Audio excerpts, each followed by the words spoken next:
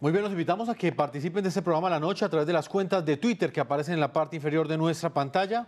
Pueden participar utilizando el hashtag numeral represión en Venezuela y respondiendo a la siguiente pregunta. En el 2017 la represión alcanzó cifras históricas en Venezuela. Hace un año finalizó la última oleada de manifestaciones que fue reprimida brutalmente por el régimen.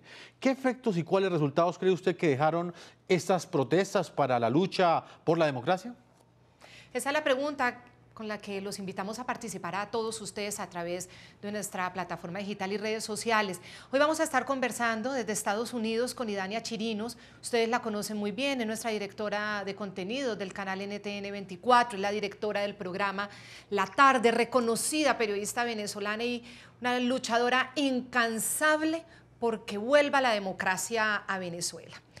Desde Caracas, en Venezuela, en nuestros estudios, está Carlos Benucci, secretario general de la Federación de Centros Universitarios de la Universidad Central de Venezuela, coordinador de la Organización Nacional Juvenil y amigo del joven estudiante Juan Pablo Pernalete. Lo recordamos porque fue asesinado en medio de una protesta, recibió el impacto de una bomba lacrimógena en el pecho. Esto terminó con su vida, eso fue el 26 de abril de 2017 y fue una historia que conmovió a toda la comunidad hemisférica. Y más adelante también nos conectaremos con Alfredo Romero, el director ejecutivo de la ONG de Derechos Humanos Foro Penal Venezolano, quien hace su trabajo incansable por la defensa de los derechos humanos de todas estas personas.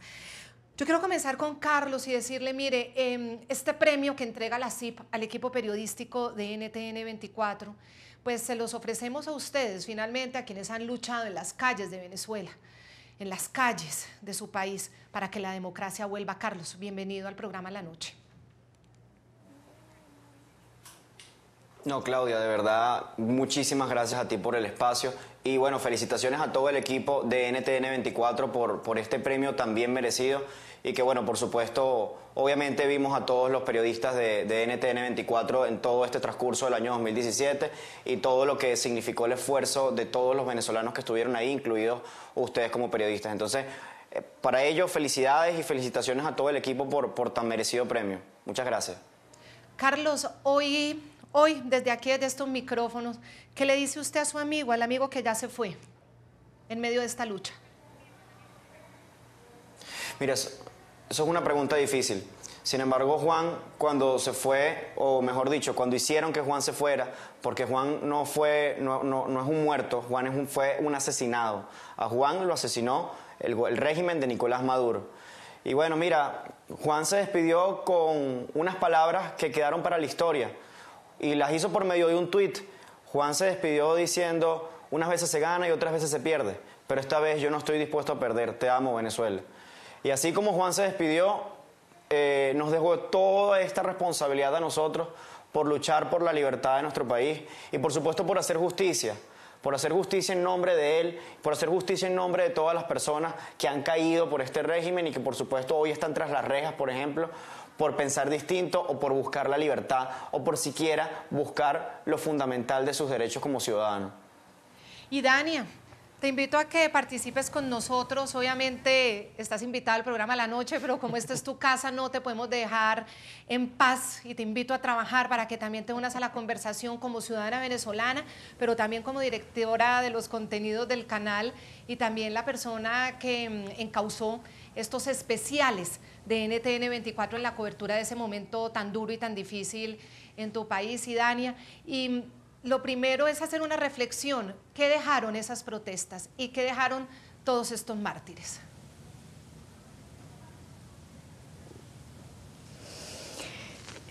Bueno, primero buenas tardes, gracias Claudia. Yo creo que parte de lo que dejó este periodo duro, triste, doloroso de protesta fue una vez más demostrarle al mundo de alguna manera la represión que se vive en Venezuela. Nosotros sabemos que esta represión se ejecuta en distintas formas, pero quizás esos 4 meses fueron de los más duros que los venezolanos han tenido que vivir, fueron de los más cruentos que nos ha tocado vivir a lo largo de estos 20 años ya de revolución bolivariana. Y a lo largo de todo este periodo de tiempo en que lamentablemente los venezolanos han tenido que contar muertos, porque esa es la realidad. Creo que también nos dejó el convencimiento de la fortaleza, de la voluntad, del amor por el país de muchos jóvenes venezolanos que tristemente tuvimos que despedir, como Pernalete, a quien estás mencionando y a quien está mencionando el estudiante que nos acompaña desde Venezuela. Creo que fue un testimonio más de lo que ha significado la lucha del pueblo venezolano por recuperar la libertad. Sí, eso también nos dice Carlos, ya después de un año y ya sin tener a Juana, su amigo. Y tristemente, Idania, también las ONG son las que se encargan de hacerle seguimiento pues a todas estas situaciones de brutalidad, cuántos detenidos arbitrarios, cuántas torturas, cuántos asesinatos, y bueno, y el Foro Penal Venezolano ha cumplido esa labor, porque además no solamente contarlos, sino tratar de salvarlos. Ahí está Alfredo Romero con nosotros, el director ejecutivo de la ONG de Derechos Humanos Foro Penal. Alfredo, después de un año, ahora vamos a hacer el balance, pero ¿cuál cree usted que fue el mensaje y el cambio que generaron estas protestas dentro de Venezuela? Porque el régimen ahí sigue. Bienvenido. Bueno, primero vamos a ver desde el punto de vista quizás negativo. Evidentemente la protesta dejó o destapó lo que es la clara, o ratificó más bien después de 2014, la clara posición del gobierno de violador de derechos humanos y de irrespetuoso de los derechos de los venezolanos. Hay que recordar que el 2017 fue el año, o ha sido el año con mayor cantidad de víctimas de la represión del Estado en la historia, diría yo, de Venezuela, y al menos en la historia, por lo menos del régimen chavista y más allá de ello, desde la democracia en términos generales, incluso desde el régimen de Pérez Jiménez, ¿no?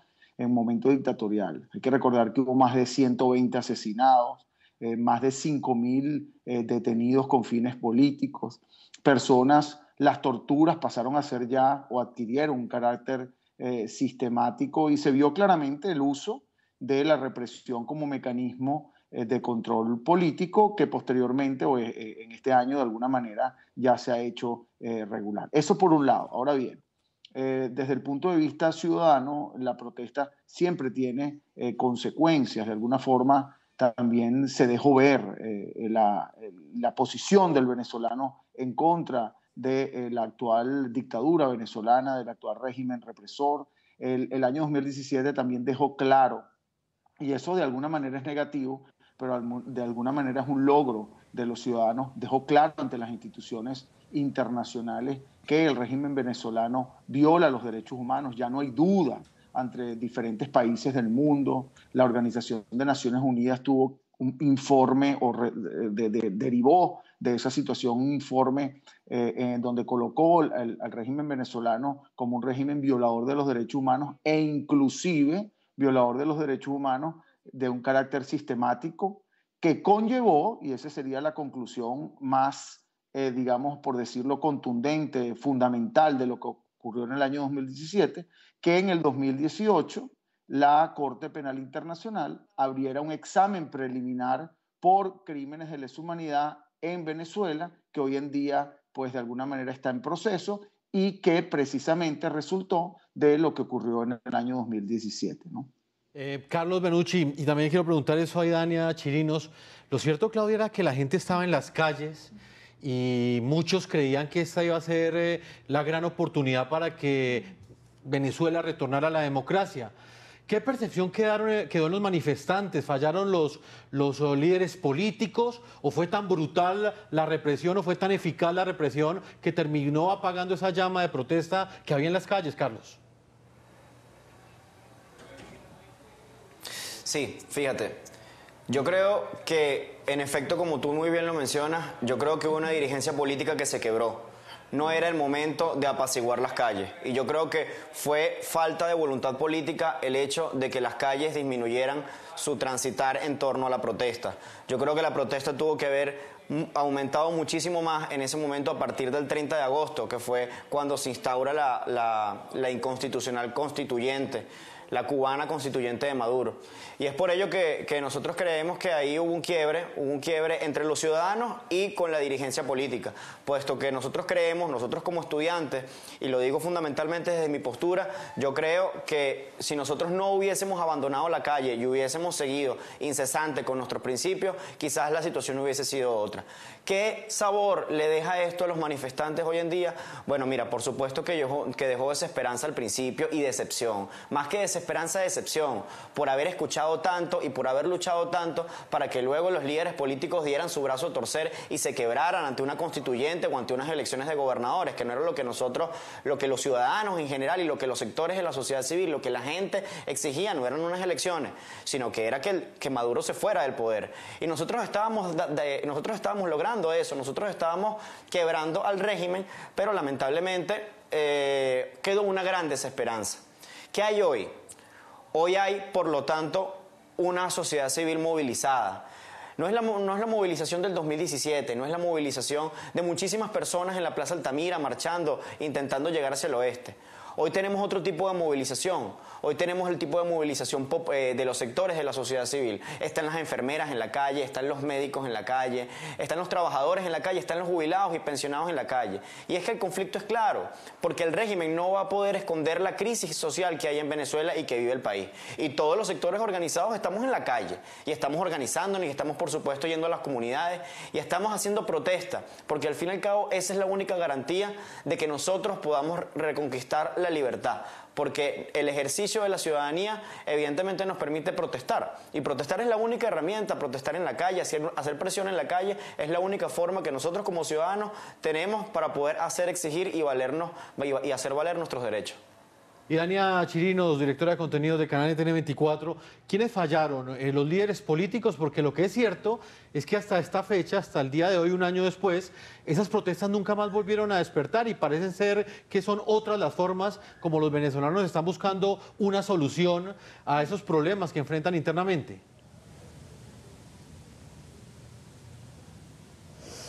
Yo creo que, como decía Carlos, falló la conexión entre la dirigencia política y el pueblo venezolano.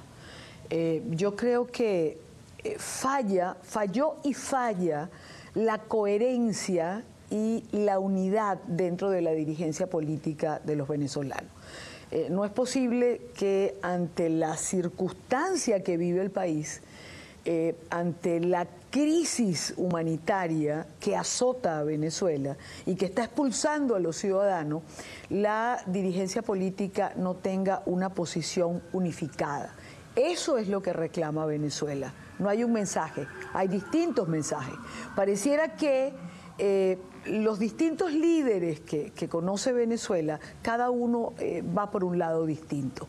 Evidentemente, si no se unifica un mensaje, ese mensaje no va a llegar a los venezolanos. En el caso de las protestas, de esos 4 meses que fueron tan importantes para los venezolanos, yo pienso que la dirigencia, quizás, mira, las razones pueden ser muchas, y cada quien lo ha explicado a su manera, por preservar la paz, por preservar la integridad de los venezolanos, por salvar más vidas de las que ya se estaban perdiendo, por intentar un diálogo con el gobierno, por sentarse en una mesa de negociación. Lo cierto es que la dirigencia política se fue por un lado y el pueblo venezolano se quedó en las calles y se sintió solo. Y fue una protesta que se fue diluyendo. Hay quien señala que en este momento las condiciones no están dadas para retomar la calle. Carlos decía algo que es verdad, es decir, Venezuela es un foco de protestas continuo. Se protesta por el hambre, se protesta por la inseguridad, se protesta por la falta de medicamentos, pero tampoco podemos escapar de una realidad. La crisis es de tal dimensión, la crisis es de tal envergadura que mucho del tiempo de los venezolanos se va a intentar sobrevivir y se cae en esta especie de letargo en la cual nos encontramos en este momento. Si a eso le sumas lo que estoy señalando, de que la dirigencia política no tiene un mensaje unificado y de que no hay un solo norte fijado entre todos, bueno, llegamos al punto donde nos encontramos en este momento, en que todos estamos claros en que hay una crisis de la que hay que salir, todos estamos claros en una situación que se hace inaguantable, pero nadie sabe exactamente qué hacer para salir de ella. Claudia, ¿se protesta o se sobrevive finalmente? Porque la gente pareciera que perdió ese ímpetu de salir a las calles y está preocupada por otras cosas. La situación humanitaria está tan crítica, tan grave, tan aguda, como explica Idania. Si uno tiene hijos, pues va a la calle a tratar de conseguir comida para sus hijos. Hay que escoger entre organizar protestas, eso requiere tiempo, requiere resistencia, requiere persistencia, requiere pues algo también de certeza si hay familia y si hay hijos. ¿Cuántas familias no están en el día a día tratando de buscar alimento para sus hijos? Y pues invita a protestar a una mamá que sabe que sus hijos se están muriendo de hambre, pues primero busca, obviamente, sobrevivir. Alfredo, ¿le robaron el derecho a protestar al pueblo venezolano? ¿Ese régimen ya logró eso? ¿O usted cree que todavía esa es una válvula de escape y de presión para que el régimen de Maduro, esa tiranía, se vaya del poder? Bueno, eso es una pregunta interesante y difícil, ¿no? Y yo parto de un principio para que más o menos, yo a veces le digo a las personas que vayan un día a la oficina nuestra en cualquiera de los estados del país y van a encontrar colas de personas. Y cuando digo literalmente colas de personas, cantidades de personas esperando por reunirse con los abogados del Foro Penal, es porque hay cada día más víctimas de la represión. En Venezuela se detienen más de 50 personas por mes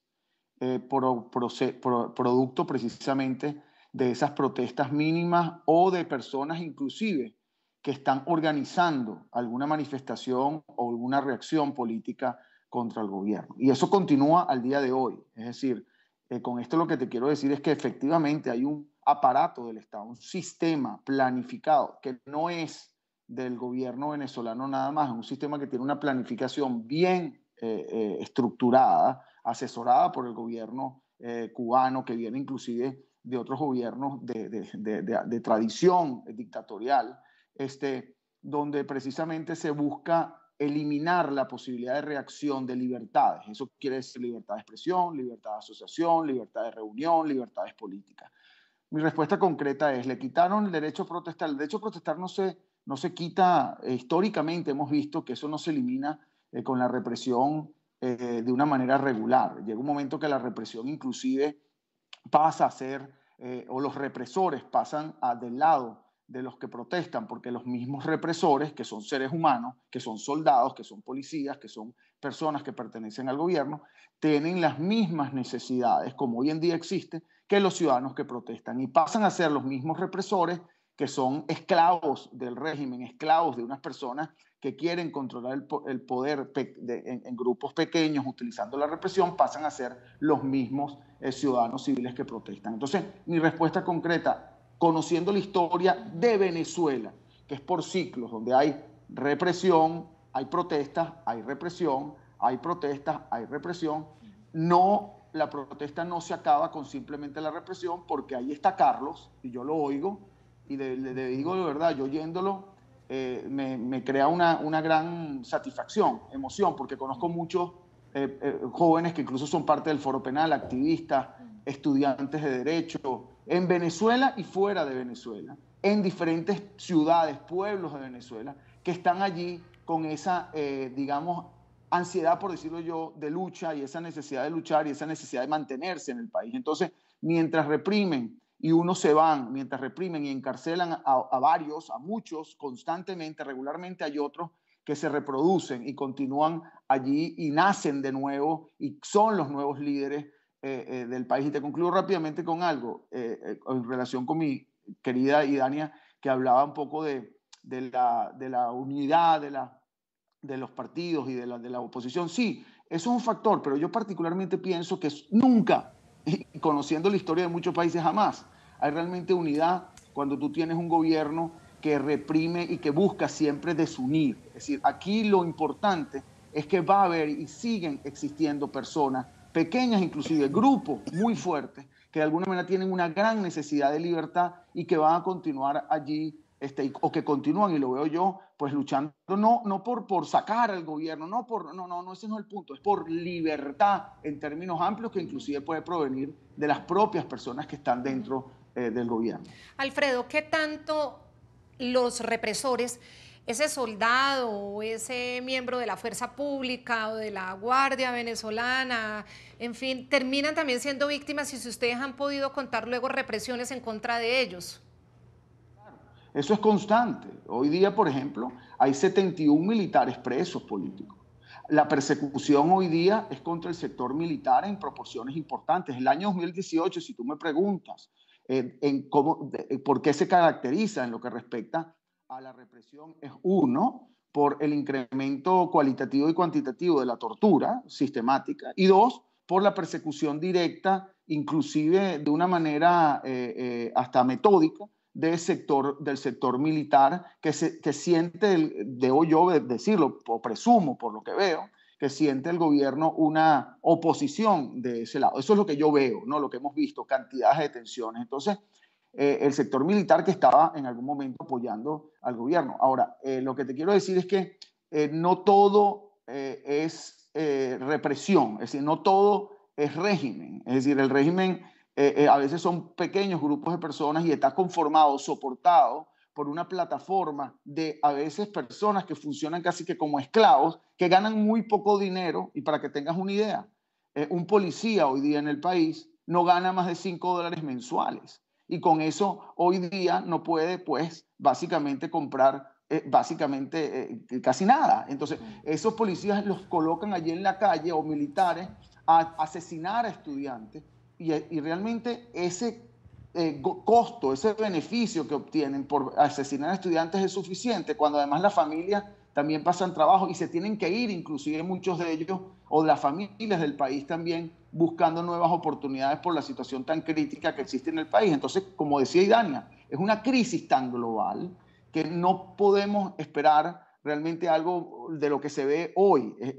La cuestión es la crisis que continúa, la represión se mantiene, pero la protesta, yo pienso que existe, como decía Carlos, constantemente y puede crecer en cualquier momento y el gobierno lo sabe. Por eso continúa reprimiendo, por eso continúa encarcelando, por eso continúa persiguiendo, ¿no?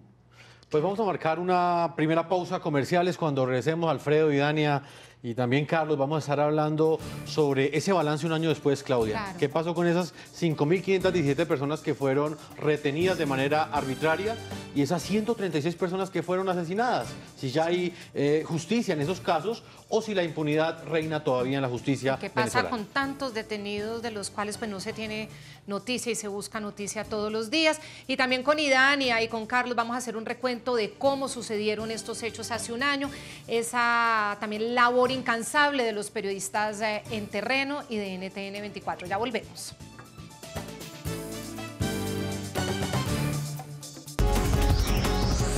Ya regresamos con La Noche.